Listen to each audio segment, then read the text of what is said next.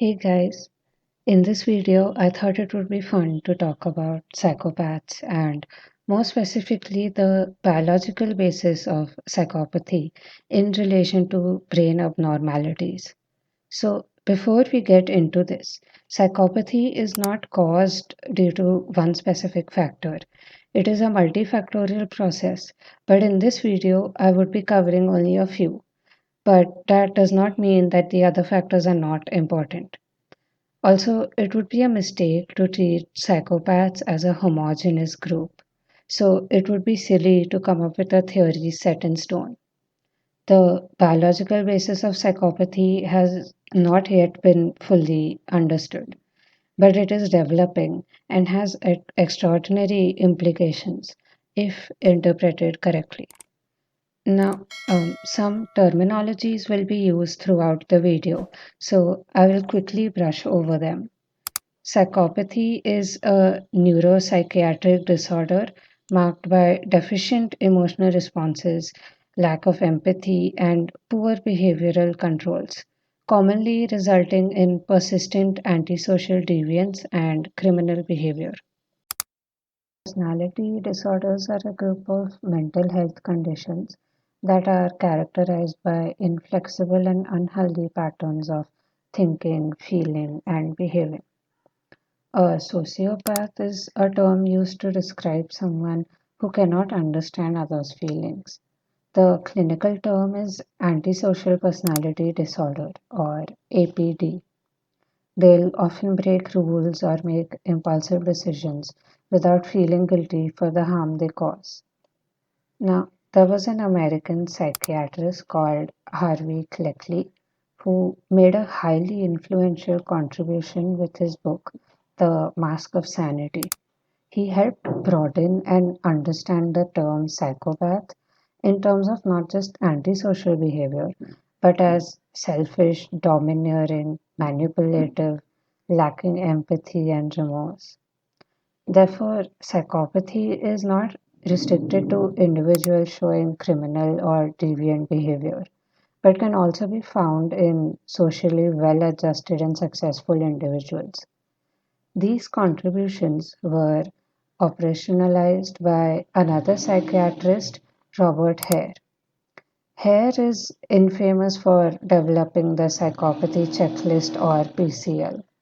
This was later revised to give PCLR.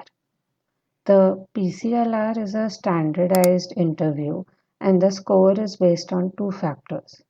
Factor 1, emotional detachment, including items that describe so called core personality traits of psychopathy, such as callousness, manipulativeness, and remorselessness. Factor 2, antisocial behavior. It represents a history of antisocial behavior, impulsiveness, and violence. The PCLR is currently the most widely accepted diagnostic test for psychopathy. So, it is important to note that psychopathy is not synonymous to sociopath or APD. Psychopaths form a special subgroup of APD. A psychopath scores highly on both factors of the PCLR, whereas someone with APD will score highly only on factor 2. Interestingly, research shows that psychopathy also meets criteria for additional personality disorders such as paranoia, narcissistic, and borderline personality disorders.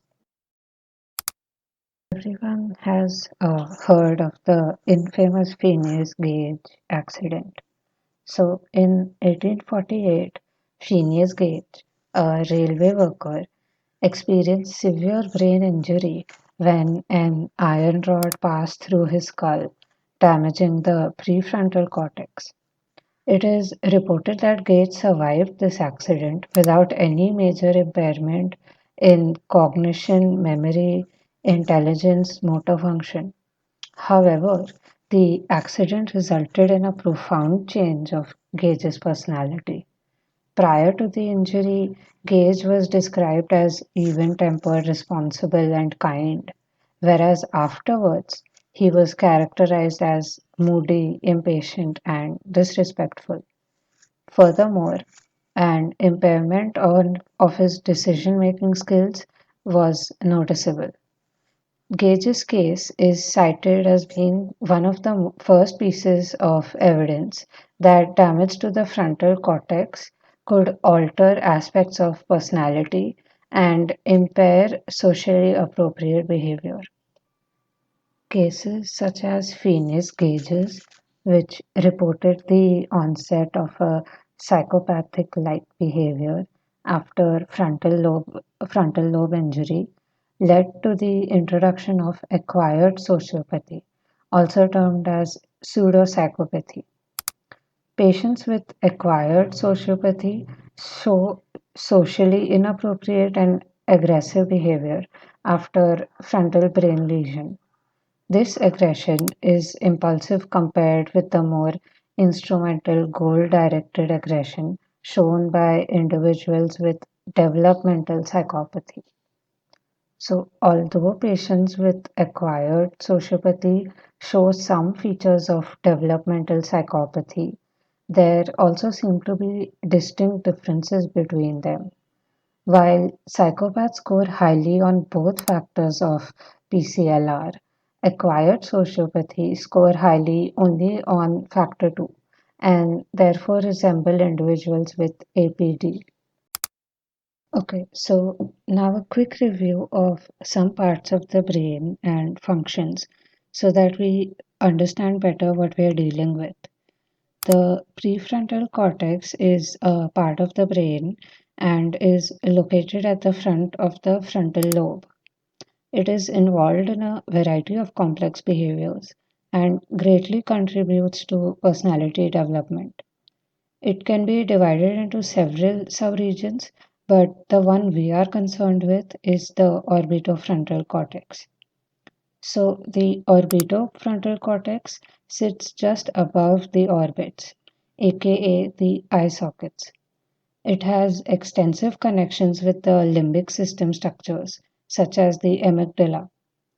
The limbic system is the part of the brain involved in our behavioral and emotional responses, especially when it comes to behaviors we need for survival. The orbitofrontal cortex has a medial and a lateral portion, as seen in the picture. They have different functions, as we can see from this comparison.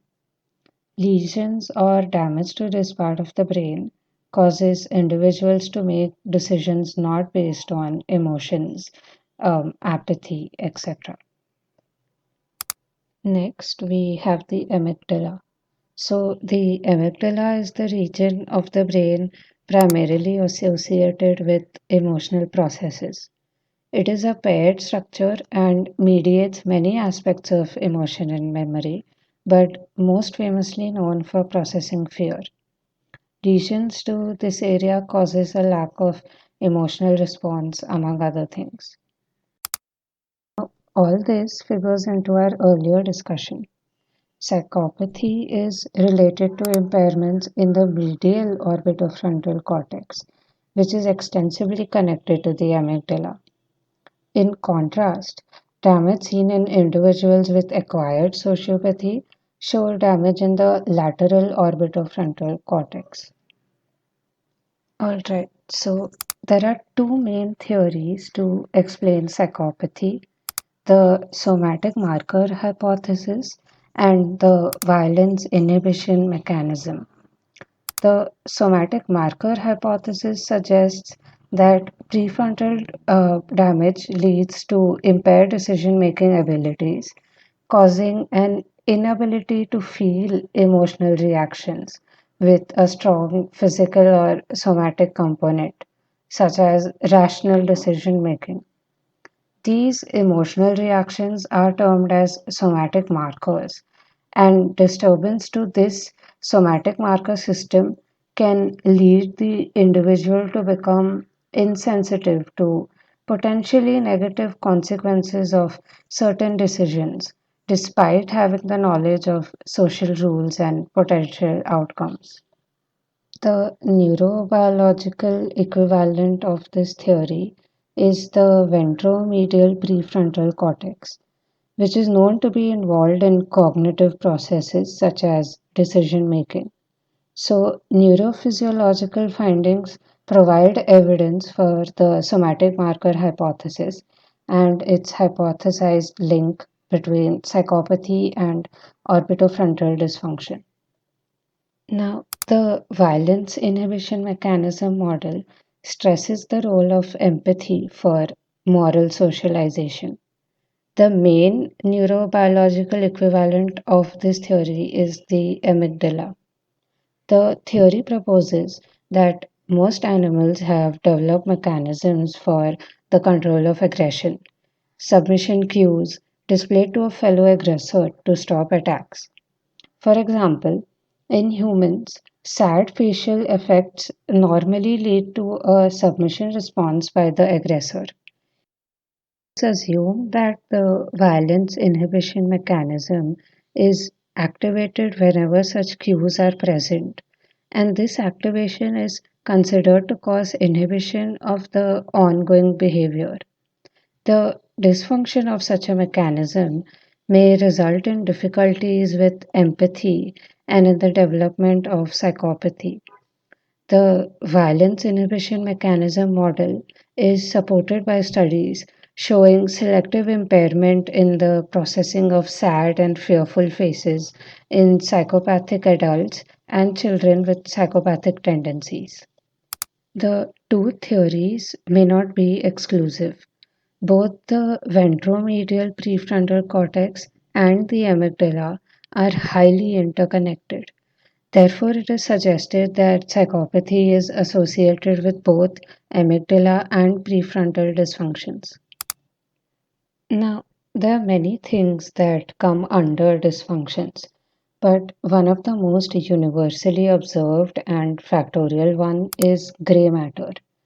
Gray matter is the area of the brain important for processing emotions, fear, and social skills.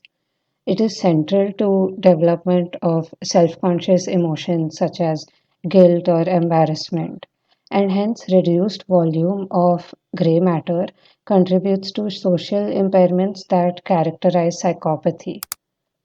Psychopaths have less gray matter in the prefrontal cortex and temporal poles, which is where the amygdala is held, as we can see from the image.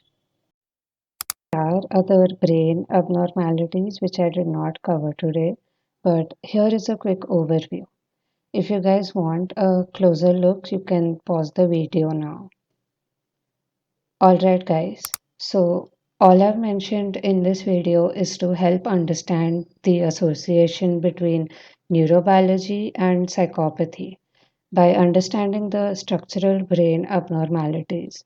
But certainly, it is not sufficient to explain the manifestation of psychopathy. There are many other factors that come into play, such as upbringing, childhood, early relations, etc.